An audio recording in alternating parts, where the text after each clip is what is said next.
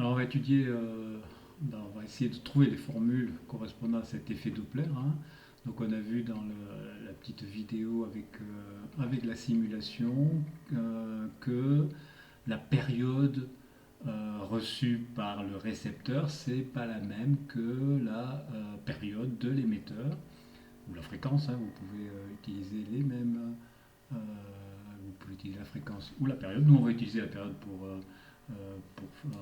démontrer en fait qu'il y a une relation entre la période de l'émetteur et la période du récepteur et que cette réaction va dépendre de la vitesse de l'émetteur et de la vitesse du récepteur. Donc on va essayer de mettre en place la relation entre ces deux grandeurs qui vont faire intervenir la vitesse de l'émetteur, la vitesse du récepteur et bien sûr la vitesse de C qui va être la vitesse du signal.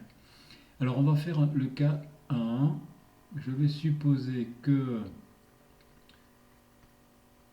l'émetteur se déplace avec une vitesse VE et que le récepteur se déplace dans le même sens avec une vitesse VR et que le signal est émis,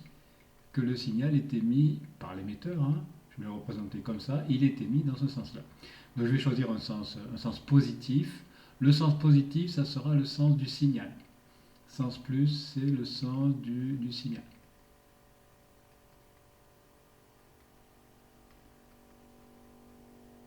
Du signal que j'ai représenté comme ça.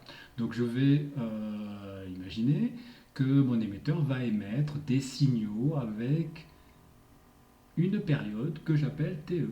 Donc il émet un signal, TE plus tard, il va émettre un deuxième signal, etc. TE plus tard, un troisième signal, hein. Alors on va étudier ce cas, hein, ce cas-là que je viens de décrire ici, VE, VR, dans le même sens et dans le même sens que le signal. Ici, ça va être le cas numéro 1. Alors je vais m'occuper de l'émetteur et seulement de l'émetteur. Donc ici, je vais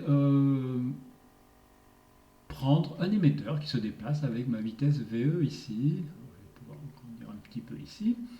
Il se déplace vers la droite, il émet un signal à t égale à 0, je prends ça comme origine des dates. À t égale à TE, l'émetteur se trouve ici, hein, il s'est déplacé et il émet à ce moment-là le deuxième signal. Le signal 1 s'est déplacé, hein, il est ici, le signal 2 est là.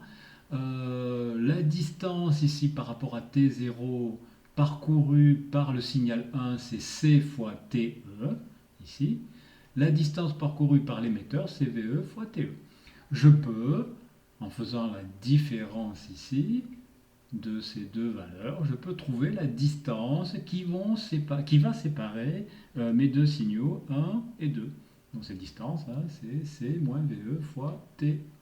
Donc distance entre les deux signaux. Donc je me suis occupé de ceci. Donc ça veut dire, si j'avais un signal 3, hein, le signal 3 serait là, le signal 4 il serait ici et toujours avec des distances d. Donc j'ai un flux de signaux ici qui arrivent, ils sont distants tous de petit d. Maintenant je vais m'occuper du récepteur. Alors je vais ici, le récepteur il est là, il se déplace avec une vitesse v récepteur qui est comme ça. À t égale à 0, le récepteur reçoit le signal 1. D'accord, c'est mon origine des dates, hein. Donc j'ai choisi bien sûr I dans le sens de propagation du signal, hein. Les signaux se propagent ici, il se propage ici vers la droite, hein. Donc il reçoit le signal 1. Je vais écrire les équations horaires du récepteur.